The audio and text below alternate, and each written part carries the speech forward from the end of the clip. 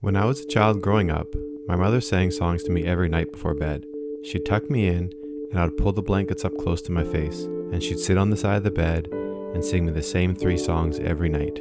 You Are My Sunshine, Twinkle Twinkle Little Star, and Fais Dodo. Now, my mother wasn't a great singer by any stretch. However, I was a child. I didn't know that. I just know that I loved my mom, and I wanted her to sing me songs before bed, and that's all that mattered. It was one of our traditions, and I loved it. At some point, while growing up, I no longer wanted songs. I couldn't tell you when that was. However, what I can tell you is that my mom sure remembers. How do I know? Well, she would remind me of this every once in a while. This is how it went down. Apparently, she went to start singing the songs, and I interrupted her and said, "Mom, I don't want songs before bed anymore." And that was that. The end of a tradition. In a single moment, a nightly tradition ended with a single sentence. Like I said, I don't remember this moment except through my mom's stories. From her perspective, this is a significant moment in her life. It was the moment I was no longer her baby. We know that things gradually change over time. Someone doesn't instantly turn from a child to a teenager. It's more of a gradual progression. That said, we tend to define everything about ourselves by these singular moments.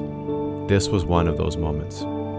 It's now March 8th, 2004. I'm at the hospital, crying my eyes out with a big smile on my face as my daughter is in her mother's arms shortly after birth. Wow, what a magical moment. Anyone with kids knows this feeling. It's instant love, and you realize at that moment, when your parents told you all those times that you'd understand when you were a parent, what they were talking about. So now I'm a father, so of course I'm going to start up the family tradition of singing songs before bed, right? So I start singing the three songs to her before bed. Two that my mom sang me, You Are My Sunshine and Twinkle Twinkle Little Star, and then I added Rockabye Baby. As she grew up, we added books before the songs. It was a great tradition that I enjoyed a lot.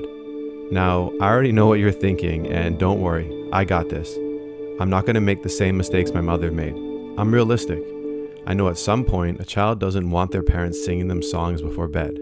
So what did I do? Well, after we'd read books, I'd say, "Do you want your songs?" And then she'd say yes. See, I told you I knew what I was doing. If I ask her before I start singing, I'll never relive my mother's moment and experience the devastation of realizing your child isn't your baby anymore. I remember one time when she was small, she asked me, "Why do you always ask me if I want songs before bed?" I explained to her the real reason. I said, "Because one day you're not going to want songs anymore. It's better if I ask you. That way you can just say no and I won't be hurt." As she was getting older, I remember telling one of my friends about this situation, and that any day I'd be expecting her to say no. I mean, it had to happen at some point, right? She was growing up. I was ready for it any day now. Every once in a while, he'd ask me, "How are those songs going?" I would just laugh and nod. Well, obviously it happened. I remember it very clearly. We didn't read books that night, but I tucked her in and I said, "Do you want your songs?" And she said, "No, it's okay." I said, "Are you sure?" Asking out of confusion and disbelief. She said, "Yeah, I'm sure." And that was that. The end of a tradition. So you're probably wondering, did my tactic work? Was my plan to avoid the heartbreak effective? Did it save me the emotional stab to the heart that my mother experienced all those years ago? Well, I think you know the answer. The answer is no. It didn't work. I was heartbroken. Even though I knew it was coming and was planning for it and was even trying to soften the blow by asking her, it still hurt. One might argue that it hurt even more than it did for my mother. Heck, I'm writing a story about it. I remember asking her the next day or later that week if she remembered the conversation we had when she was younger, when she asked me why I always ask her if she wants me to sing her songs. And like me, when I was a child, she said, "I don't remember that conversation." But I do, and the circle continues. Well, now let's come to this present moment. Why am I sharing this story? Well, because I've come to an understanding that I didn't have before. I used to think that if you knew something was coming, if you planned for the worst, you can avoid the emotions that come from an event. Further to that, I always felt that it was best to avoid intense emotions. A lot of these beliefs were formed from other experiences that I'm sure will make great stories one day. Anyway, I don't believe that anymore.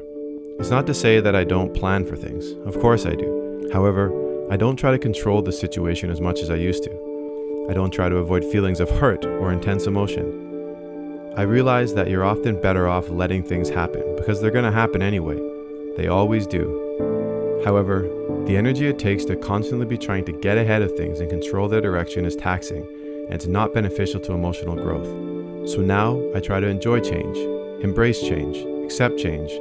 I still know it's coming, but I don't try to control its arrival. It will come, and when it does, there will be emotions, and that's okay.